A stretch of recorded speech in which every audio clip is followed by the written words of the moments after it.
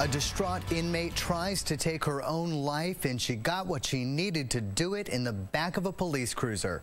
Good evening, everybody. I'm Darren Perrin. And I'm Kristen Kelly. Tonight, the inmate's mother wants answers, and our investigative reporter, Jennifer Costa, is looking into how this could happen. Jennifer. Well, Kristen and Darren, the Bennington mom asked me to help her figure out how her daughter almost died while in the back of that sheriff's cruiser. She calls this a case of extreme carelessness after a deputy left windshield wash within her suicidal daughter's reach. You could have that same scenario 1,000 times over and nothing would have happened. On this day, something did happen and someone could have died. We got a hold of this police car video. It shows a pair of sheriff's deputies flying down the highway for help after an inmate in the backseat tries to kill herself. She got a hold of windshield wiper fluid. How? The inmate's mom can't believe it happened. She asked us to investigate. I want to make people aware of this. Here's what we uncovered. The Chittenden County Sheriff's Department was transporting her daughter from a South Burlington prison to a court hearing in Bennington on January 19th. It's their job to keep everyone in this car safe. Seasoned officer Sergeant Scott Costello was driving. With him that day, Deputy Michael McCormick.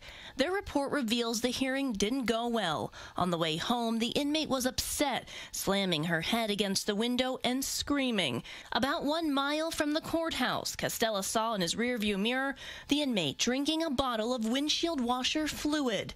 What was your reaction when you heard about this incident? It was kind of like, what? You got to be kidding me? The sheriff says his deputies immediately grabbed the bottle from the woman, but admits his officers had made a big mistake. Well, I mean, it's her fault that she did it, but it should not have been there. It should not have been there, and because of that lack of oversight, obviously it's not appropriate that that was there. They should not be allowed to be able to get that kind of stuff. I don't know if she was handcuffed. We checked. She was shackled, a waist chain, handcuffs, and leg restraints. Still, she was able to get the sealed bottle from the floor and open it without either officer noticing. Have you ever read the back of one of these bottles? It says if ingested, it may be fatal or cause blindness. If you swallow it, you're supposed to induce vomiting.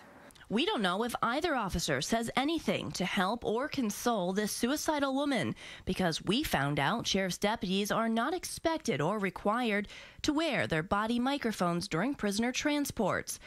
The first time we hear them talk to her is 6 minutes after she ingests the poison, as they're trying to get her out of the back of the car where there is a microphone. How are you doing? You feeling sick at all? We're worried about you. Do you want to lean out and try to get sick? No. Costello tells his boss he overlooked the windshield washer fluid when he cleaned out his car. The sheriff says this mistake is the result of complacency. You know, I think they should be punished because they told us they would never let anything like that happen. Don Senecal says corrections knew her daughter was suicidal and had a history of self-harm. But in a sworn statement, Costello says that information was never shared with the sheriff's department. Would it help you guys do your job better if you knew more about these people that you were transporting? Yes. It's not only about my daughter, it's about every inmate up there. Her daughter survived, though she's now worried about long-term kidney damage. As a mom, she warns if nothing changes, this could happen to anyone who's ever been despondent in the back of a police car. I just don't want to see it happen again to anybody. Now, the sheriff tells me there was a disciplinary hearing, but that he's barred from sharing what happened because it's a personnel issue. He did say that he'll use this scenario for future trainings. We also reached out to corrections. The commissioner didn't really give us a direct answer.